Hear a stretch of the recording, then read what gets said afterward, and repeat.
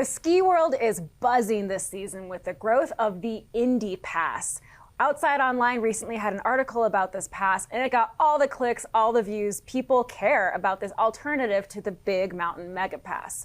More mountains than ever are on those mega passes like Epic and Ikon, and we're seeing more and more issues with crowds and traffic. And the frustrations of these mountains is more than just a $30 burger. The culture is different. We're wondering if the Indy Pass is offering an alternative to these mega passes, not only in price and crowds, but in that culture of skiing. What do you guys think? Yeah, absolutely. So the mega pass, it looks like, is geared more towards core skiers.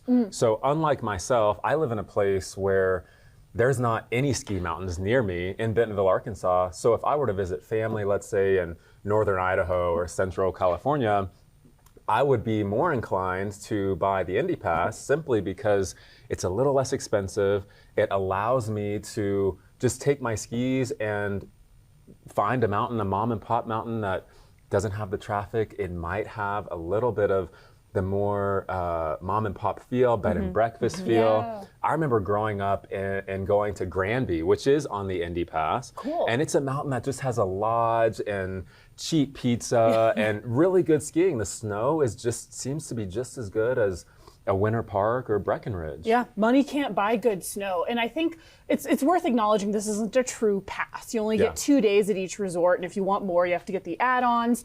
But it is a way of increasing visitation at some of these independent resorts. So trying to channel some folks away from the traffic, away from the crowds, and back to the true grassroots of skiing, which I think is really cool and really important. I live in the Roaring Fork Valley, so I can ski my choice of either one of the Aspen Mountains and get the big mega ski experience, or I can go to Sunlight and I can uphill whenever I want. They have awesome ski-mo races, and it really feels like a community hill. Plus, they have free parking, and I love that. Yeah. That free parking gets me every time. Every time. So people are really stoked on this Indy Pass, but if you want one this season, you're too late. They only had 100,000 available for sale, and that's kind of their way to guard these smaller mountains getting too rushed, versus in 2022, the Epic Pass sold 2 million passes. Wow.